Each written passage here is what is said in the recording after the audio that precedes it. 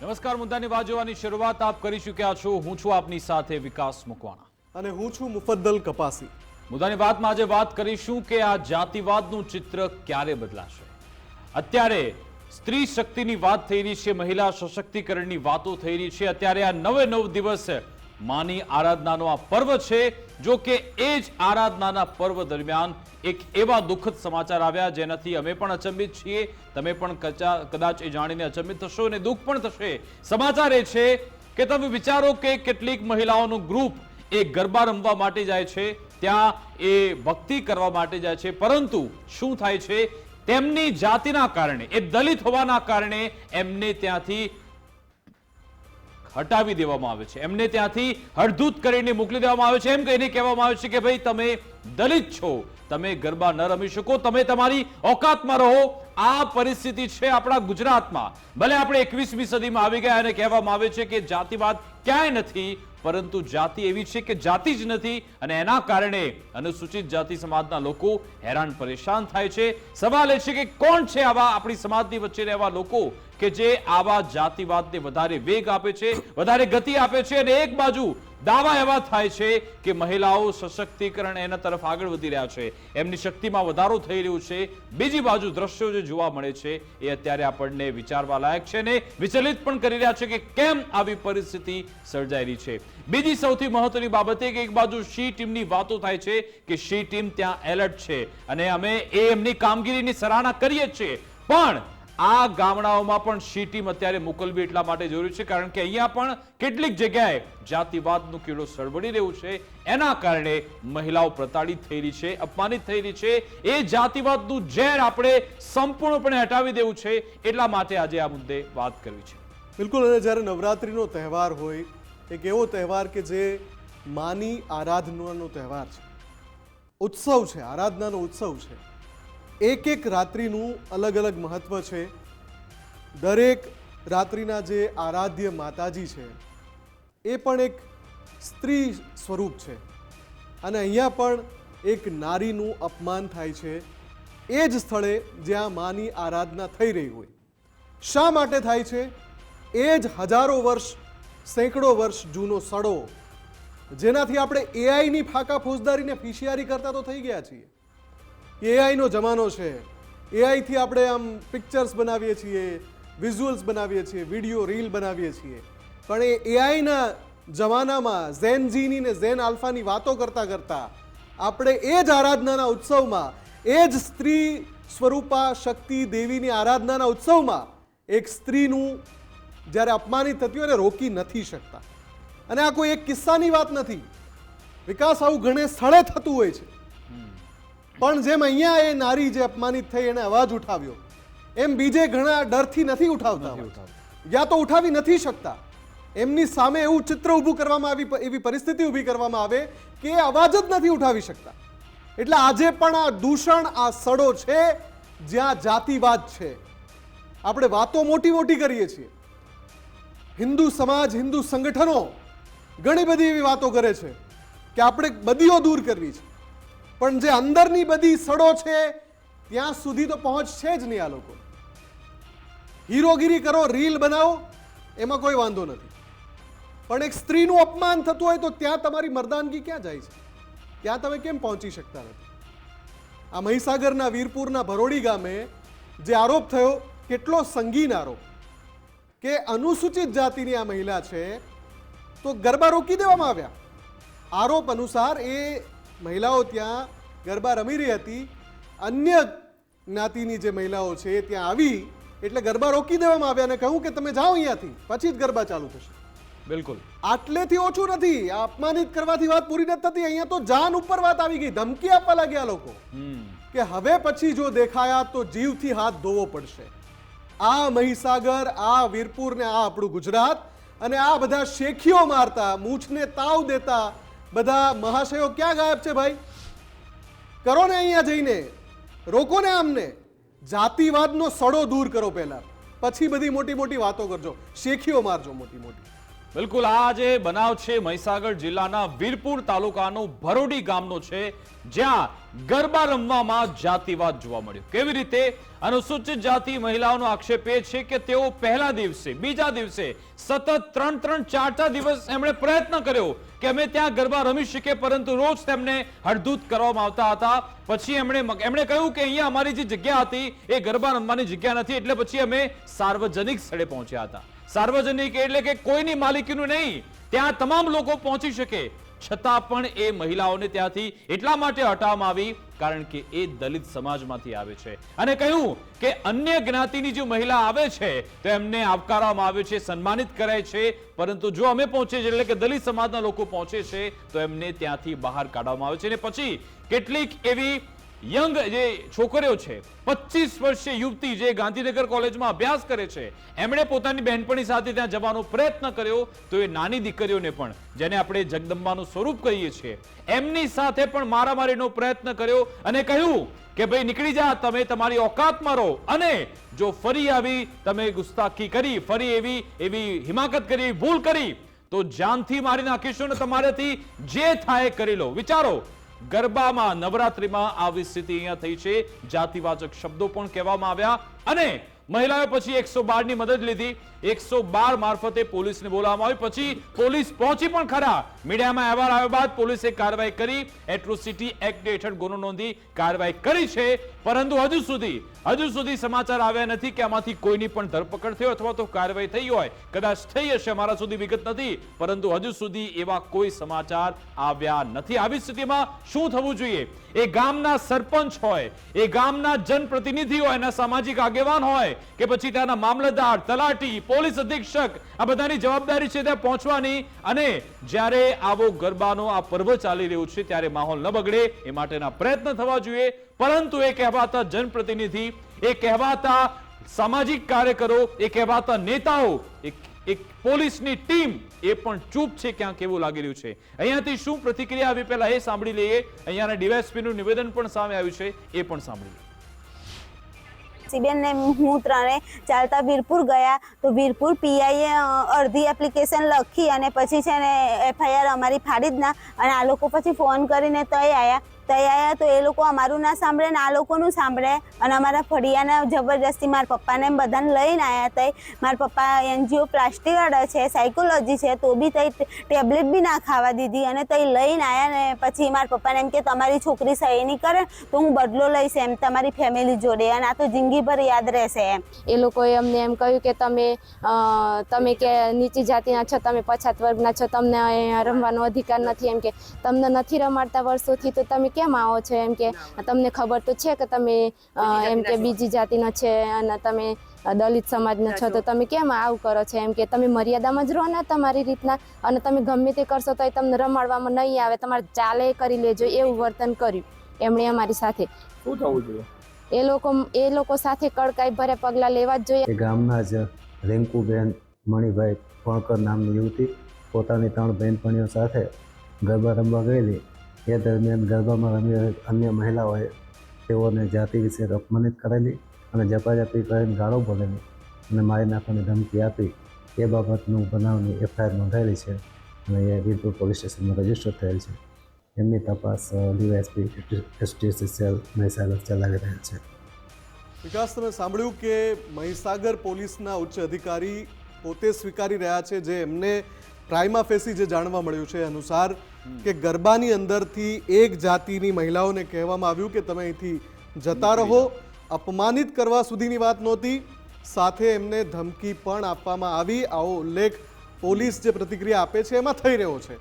અને એની પહેલાં આપણે બંને જે મહિલા છે જેમની સાથે આ ઘટના બની છે, પીડિતા, એમને પણ સાંભળ્યા. એ પણ કહી રહ્યા છે કે આ રીતની ઘટના બની છે અને કેવી પરિસ્થિતિ હશે. તમે વિચારો કે એવું કહેવામાં આવે કે તમને અહીંયા અધિકાર નથી. એ નક્કી કરવાવાળા તમે કોણ? એ નક્કી કરવાવાળા કોને ક્યાં શું અધિકાર નથી એ નક્કી કાયદો કરશે, સંવિધાન કરશે. યા તો એ સંવિધાનની જોગવાઈ છે, યા કાયદાની જોગવાઈ છે, યા રાજ્ય સરકારના કોઈ નિયમ અંતર્ગત હોય. બાકી તમે નક્કી કરવાવાળા કોણ કે કોને ક્યાં શેનો અધિકાર છે અને શેનો નથી? તમે જો કમનસીબી જો કે એક મહિલા જ બીજી મહિલાનો વિરોધ કરી રહી છે. આમ તો મહિલાએ મહિલાનો સાથ આપવો જોઈએ, એને એક પરેશાનીમાં છે એને દૂર કરવી જોઈએ, પરંતુ એક મહિલા બીજી મહિલાને હળદૂત કરી રહી છે. કેમ? વચ્ચે એ જાતિની દિવાલ છે. આ જાતિવાદનો સડો ક્યારે દૂર થશે? મોટો યક્ષ પ્રશ્ન છે. એક સામાજિક કાર્યકર પણ આપણી સાથે જોડાયા છે, એમની સાથે પણ સંવાદ કરીએ. મિતાલી સમોવા જોડાયા છે. મિતાલીજી, આપનું ગુજરાત ફર્સ્ટમાં સ્વાગત છે. જી આભાર વિકાસ. મિતાલીજી, આમ તો દુઃખ થાય છે અમને કે એક તો આ માની આરાધનાનો પર્વ ચાલી રહ્યો છે, શક્તિ પર્વની વાતો થઈ રહી છે, અને એ જ સ્ત્રી શક્તિ હેરાન પરેશાન એટલા માટે થઈ રહી છે કારણ કે એની જાતિ કંઈક અલગ છે. કેમ આવી પરિસ્થિતિ છે? આપને શું લાગે છે? વિકાસ, આમાં હું એ કહીશ કે ભાજપ સરકાર હોય, આરએસએસ હોય કે બીજા કોઈ પણ હિન્દુ સંગઠનો હોય, જે લોકો હિન્દુ એકતાની વાત કરે છે, આવી ઘટનાઓ વારંવાર એવા દંભી માણસોના ગાલ ઉપર તમાચા જેવી હોય છે. કેમ કે જ્યારે આપણે જાતિવાદ નાબૂદીની વાત કરીએ છીએ અને ઘણા બધા લોકો ભણેલા ગણેલા પણ એવું કહેતા હોય છે કે હવે તો પહેલા જેવું કશું રહ્યું નથી, અમે તો જ્ઞાતિમાં કે કાસ્ટમાં કશું માનતા નથી, અમે તો સાથે જમીએ છીએ, પીએ છીએ, લગ્ન કરીએ છીએ. પરંતુ આજની તારીખે પણ 21મી સદીમાં આજની 30 સપ્ટેમ્બર 2025ના રોજ પણ ગુજરાતમાં અને ભારત દેશમાં સૌથી મોટી અને સૌથી હલકી કક્ષાની, નીચ કક્ષાની કોઈ સચ્ચાઈ હોય તો એ જાતિવાદ છે. અને ગુજરાત તો જાતિવાદનો ગઢ છે, ગઢ. ગુજરાત જેટલો જાતિવાદ કદાચ બીજા કોઈ રાજ્યોમાં નહીં હોય એવું મારું માનવું છે. બસ હા, આપણે ત્યાં એ સોફિસ્ટિકેટેડ રીતે છુપાયેલો છે. પરંતુ વારંવાર આવી ઘટનાઓ જ્યારે બહાર આવે ત્યારે આપણને ખબર પડે કે ખરેખર ગુજરાતમાં જાતિવાદથી ખદબદતી ગંદકી છે. અને ચલો બીજા કોઈ જ્યારે કિસ્સા બનતા હોય છે કે મૂછો રાખી ત્યારે જાતિવાદ નડ્યો અને એને મારઝૂડ કરી દીકરાને કે છોકરાને, અથવા તો ઘોડા ઉપર ચડ્યો ત્યારે ચલો એ છોકરાઓ હોય છે ને એવું માની લો કે ચલો એ કોઈની સાથે ખોટું કામ કરી શકે. અહીંયા તો દીકરીઓ છે જે તો પોતે નિર્દોષ છે. દીકરીઓ ત્યાં જઈને કોઈની સાથે શું ખોટું કરી શકવાની હતી? ઉપરથી દીકરીઓ સાથે અન્ય સમાજના છોકરાઓ કે પુરુષો દ્વારા કંઈક ખોટું થવાની શક્યતા બની શકતે. પણ છતાં એને સાઈડમાં રાખીને હિન્દુ એકતાની જે ઠાલી વાતો કરતા હોય છે, આવી ઘટનાઓમાં એ લોકોની સચ્ચાઈ સવાલ એ બહાર ઉભો આવી થાય જતી છે હોય છે. મિતાલીજી કે આ જે સંગઠનો જેનો આપ ઉલ્લેખ કરો છો, આ સંગઠનો પ્રાથમિકતા નથી નક્કી કરી શકતા કે ભાઈ પહેલા આપણે આ જાતિવાદનું ઝેર જે હિન્દુ એકતામાં વચ્ચે નડતર રૂપ છે, એ જાતિવાદનું ઝેર દૂર કરવું જોઈએ કે એમના માટે દંભ પહેલી પ્રાથમિકતા છે? દંભ પહેલી પ્રાથમિકતા છે વિકાસ. કેમ કે જો એમની માટે હિન્દુ એકતા પ્રાથમિકતા હોત તો આવી ઘટનાઓ બને ત્યાં સૌથી પહેલા એ લોકો દોડીને જતા હોત. પરંતુ એ લોકો તો વિધર્મીઓને બહાર કાઢવા માટે નવરા પડેલા છે. પરંતુ આપણા પોતાના સમાજમાં જે ગંદકીથી ખદબદી રહી છે વ્યવસ્થા, અને જ્યાં અન્યાય, અત્યાચાર અને આવા બહુ ખરાબ ભેદભાવો થતા હોય છે, ત્યાં એ લોકો હંમેશા ચૂપ જોવા મળે. ત્યાં એ કોઈ દિવસ પહેલા જઈને સમાધાન કરાવવાના અથવા તો બંને પક્ષોને સમજાવવાના કે એ પ્રયત્નો નહીં કરે. અને આવું કરીને એ લોકો સૌથી પહેલા તો આપણા બંધારણના 17મા આર્ટિકલનું સીધું ઉલ્લંઘન કરે છે, જે બહુ મોટો ગુનો બને છે. આ તો બંધારણ વિરોધી કામ છે. ભારત દેશમાં આ તો સીધો ગુનો બની જાય છે કાયદાની દ્રષ્ટિએ. પરંતુ છતાંય આજની તારીખે થાય છે. અને આમાં સૌથી મોટું તો એ જોવાનું છે વિકાસ કે આપે જેમ મહિલા સશક્તિકરણની ને એ પણ વાતો કરી, બરાબર છે.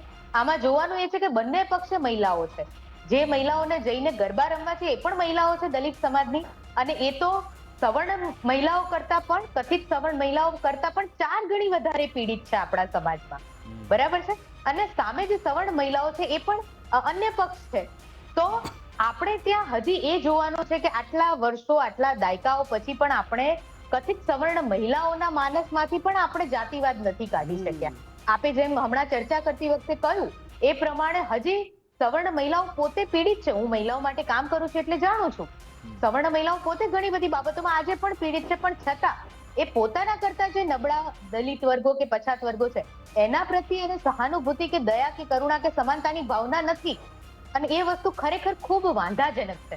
અને આમાં ભલે મહિલાઓ હોય સામે આરોપીઓમાં, અને છતાં પણ મારું માનવું છે કે એમની ઉપર ચોક્કસથી જે પણ એટ્રોસિટી મુજબ જે પગલા ભરાતા હોય એમને જે સજા મળવી જોઈએ એ મળવી જ જોઈએ. મહિલા હોવાના લીધે કોઈને એમાં છૂટછાટ ના આપવી જોઈએ. અને મિતાલીજી, આ તો નવરાત્રીનો પ્રસંગ આવ્યો એટલે ત્યાંથી આ તો સોશિયલ મીડિયાનો જમાનો છે એટલે બધી વિગતો બહાર આવી જાય છે. આ ફક્ત આપને લાગે છે કે ગરબા રમવા પૂરતું સીમિત છે? ઘણી બધી બાબતને લઈ અમને પ્રતાડિત કરવામાં આવતા જ હશે. આ તો આ બાબત સામે આવી ગઈ. એ લોકો કેવી રીતે જીવતા હશે? મતલબ એ ગામમાં શું એના ગામના આગેવાનો, સરપંચની કોઈની જવાબદારી, જનપ્રતિનિધિ કોઈની જવાબદારી તો બને છે કે તમે ત્યાં પહોંચો, લોકોને જાગૃત કરો, આ સડામાંથી એ સડો દૂર કરો? એમની સૌથી પહેલી જવાબદારી બને છે, સરપંચની અને જનપ્રતિનિધિઓની સૌથી પહેલી જવાબદારી બને છે દરેક સમાજના, કે ભાઈ સમાજમાં બધાને જેટલા પણ અલગ અલગ જ્ઞાતિ ને બધા છે એ લોકો હળી મળીને રહે. સમરસતાની ખાલી વાતો કરવાની છે ભાજપે અને આરએસએસ અને બીજા સમાજે લોકોએ, બરાબર છે. સમાનતા લાવવાની જવાબદારી એકલા દલિત વર્ગની નથી, એમણે ઉપર નથી આવવાનું, અન્ય સમાજોએ પણ પોતાને એક નોર્મલ લેવલ પર લાવવાના છે, પોતાના મગજમાંથી એક જે સુપિરિયોરિટી કોમ્પ્લેક્સ છે એને કાઢવાનું છે, ગુરુતા ગ્રંથિને, બરાબર છે. અને આ જે આખી ઘટનાક્રમ છે એમાં અમુક પુરુષોના નામ પણ લખાવાના હતા ફરિયાદમાં, પણ એ નથી લખ્યા. એનો મતલબ એ થયો કે પોલીસ અને કાયદા વ્યવસ્થા પણ આ પીડિતોની વિરુદ્ધમાં છે, બરાબર છે. એમના કોઈ વાંક ગુના વગર એમને પરેશાન કરવામાં આવે છે, એમને ગાળો દેવામાં આવે છે અને વ્યવસ્થા કશું જ નથી કરતી. તો એનો મતલબ તો એ થયો કે ગામવાળા પણ, બિલકુલ મિતાલીજી, જનપ્રતિનિધિઓ આપને પણ અને અટકાવવા અન્ય માંગીશ. બધા પણ એમાં પડેલા છે. આપણી સાથે સામાજિક અધિકારિતા મંત્રી ભીખુસિંહજી જોડાઈ ગયા, એમની સાથે વાત કરી. ભીખુસિંહજી, ગુજરાત ફર્સ્ટમાં સ્વાગત છે. મહીસાગરનો આજે ભરૂડી ગામનો બનાવ સામે આવ્યો, ખૂબ જ દુઃખદ બનાવ છે. આપના મંત્રાલય તરફથી આ બાબતે શું કાર્યવાહી કરવામાં આવશે?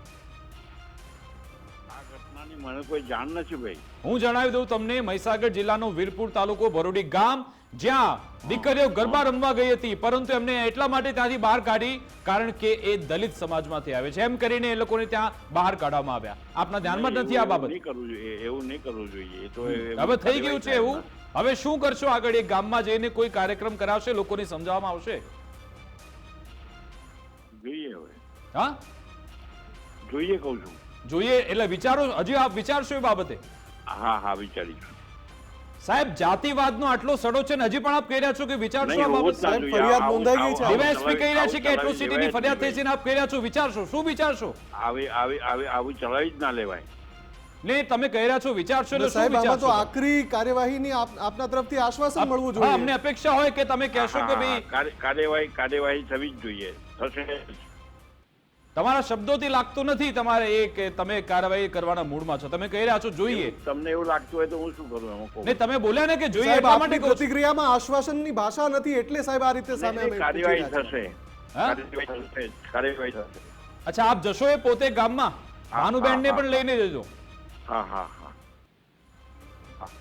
અને બીજું આશ્વાસન જોઈએ, ફરી એકવાર ત્યાંથી આવો બનાવ નહીં બને એ માટેના પ્રયત્નો કરાશે કે કેમ? હા, એ પ્રયત્નો કરીશું આપણે. ફરી આવું ના બને. બિલકુલ, જોઈશું. અમે પણ ત્યાંનું રિપોર્ટિંગ કરીશું અને બતાવીશું કે આખરે તમે શું પ્રયત્નો કર્યા છે. આભાર ભીખુસિંહજી, અમારી સાથે જોડા બદલ, વાતચીત કરવા બદલ.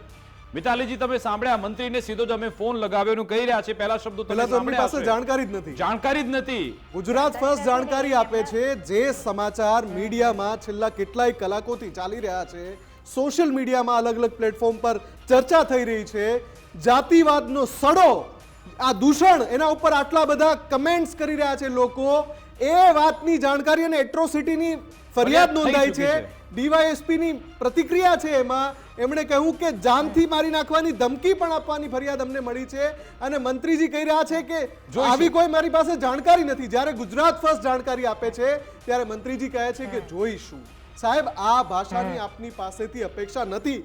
જો સાહેબ આપ આવી ભાષા બોલશો તો આવા જે તત્વો છે, જે આ પ્રકારની પરિસ્થિતિ પેદા કરે છે સમાજમાં, એને બળ મળવાનું છે. એને તો બળ મળવાનું છે જો તમે આવી ભાષા વાપરશો તો. તમારે તો જડબે સલાક ભાષામાં કહેવું જોઈએ. લાઈવ ટેલિવિઝન પર આપ જ્યારે ઇન્ટરવ્યુ આપી રહ્યા છો, જડબે સલાક ભાષામાં કહેવું જોઈએ કે એકને સરખા કરીશું જે જાતિવાદનો સડો ફેલાવે છે, જાતિવાદનું દૂષણ ફેલાવે છે. કદાચ મારે નથી શબ્દો બોલવા, પરંતુ એ કદાચ આ બાબતને શું પ્રોત્સાહન આપવા માંગે છે. એક મંત્રી તરીકે એમની સીધી જવાબદારી બને છે કે આનો ફોન કોલ લે અને ત્યાંથી અપડેટ્સ મેળવે અને પછી હવે આવી ઘટના ન બને. પરંતુ કેવો ઉડાવ જવાબ આપ્યો. જનતા તો બધું જાણી રહી છે, જનતા જોઈ પણ રહી છે કે આખરે બધું શું થઈ રહ્યું છે. મિતાલીજી, આપ શું કહેશો આ મંત્રીજીના આ જવાબની બાબતે? જી, સાચી વાત છે. મંત્રીશ્રીના જવાબમાં બિલકુલ ગંભીરતા સહેજ પણ જણાઈ નહીં. આટલું મોટી ઘટના બની છે. આ તો સારું છે કે જે દીકરી છે અને એનો પરિવાર છે અને બાકીની દીકરીઓ અને એ ગામમાં જે દલિત સમાજ રહી રહ્યો છે, એમની સાથે હજી કોઈ અનિચ્છનીય ઘટના બની નથી. તો શું આપણે ત્યાં સુધી રાહ જોવાની કે કશું મોટું બને અને પછી જ આપણે મંત્રીશ્રી સુધી ન્યૂઝ પહોંચે? શું એ ન્યૂઝ નથી જોતા, ફોન નથી વાપરતા? આટલી મોટી ઘટના એમની જાણમાં જ ના હોય એ શક્ય જ નથી. પરંતુ એમને કદાચ ટાળવું હોય અથવા તો પોતાની જવાબદારીમાંથી હાથ ખંખેરવા હોય, બની શકે કદાચ ગુનેગારોને છાવરવા હોય પોતાના રાજકારણ માટે કે બીજા કોઈ પણ કારણોસર એવું બની શકે. મિતાલીજી, બહુ સ્વાભાવિક છે કે આ પ્રકારની ઘટનાઓ ઘણા બધા સ્થળે બનતી હશે. પીડિતો પોતાનું દર્દ લઈને બહાર ન આવી શકતા હોય એટલી દબાયેલી સ્થિતિમાં હશે. જ્યારે મંત્રી કક્ષાના વ્યક્તિ કે જેમની પાસેથી એક ગંભીરતાની અપેક્ષા હોય એ આ પ્રકારનો લાઈવ ટેલિવિઝનમાં જવાબ આપતા હોય તો પછી વિચારો વિચારધારાનું સ્તર ક્યાં સુધીનું પૂછવાનું હોય. અને એમનો મિતાલીજી એમને ખાતું કયું આપ્યું છે? એ સાહેબને ખાતું આપ્યું છે સામાજિક ન્યાય અધિકારીતા મંત્રી, સોશિયલ જસ્ટિસ એન્ડ એમ્પાવરમેન્ટ. આ ખાતું સાહેબને આપવામાં આવ્યું છે અને એ જ બાબતનો જ્યારે સામાજિક ન્યાયનો પ્રશ્ન એમને પૂછવામાં આવે તો કહે છે જોઈશું. જો મંત્રી ગાંધીનગરથી આવો જવાબ આપતા હોય કે જોઈશું, તો પછી નીચલા પાયદાનના એમ નહીં, નીચલા પાયદાનના અધિકારી શું જવાબ આપશે? આ જવાબની અંદર એમનો અહંકાર પણ છે. તમે કેમ પૂછી લીધું ભાઈ લાઈવ ટેલિવિઝનમાં? તમે મંત્રીજીને કેમ પૂછી લીધો આ સવાલ? આ એમનો અહંકાર પણ છે. પણ એમને ખબર નથી કે સાહેબ આ જનતા જોઈ રહી છે ગુજરાત ફર્સ્ટના માધ્યમથી. જોઈ લો ગુજરાતની જનતા. સામાજિક ન્યાય અધિકારીતા મંત્રી કહી રહ્યા છે કે સામાજિક ન્યાય બાબતે જ્યારે ગુજરાત ફર્સ્ટ સવાલ પૂછે છે, કહે છે જોઈશું. આ રીતની ગંભીરતા. પહેલી વાત તો એમણે એમ કહ્યું મને જાણ નથી. અરે તમને જાણ નથી? આટલા કલાકોથી આખું મીડિયા ચલાવી રહ્યું છે, સોશિયલ મીડિયા પર ચર્ચા થઈ રહી છે. આવડી મોટી ઘટના છે, ગુજરાતની અંદર બને છે, મહીસાગરમાં બને છે, વીરપુરની અંદર બને છે, તમને જાણ નથી તો શું કરો છો? શરમજનક છે નિવેદન એમનું આ. અને એ બાબતે હવે સરકાર એમની પાસે શું કોઈ જવાબ માંગે છે? અને સાથે સાથે હવે મહીસાગરમાં આ રીતનો બનાવ ન બને, શું એની ગેરંટી ત્યાંનું પ્રશાસન, ત્યાંનું પોલીસ તંત્ર, ત્યાંનું જે વિભાગ છે એ શું લઈ શકશે ખરા? એક મોટો સવાલ છે. અને બીજી મહત્વની બાબત કે આવા જાતિવાદીઓ જે છે કીડા, એમને આના કારણે જ પ્રોત્સાહન મળતું હોય છે.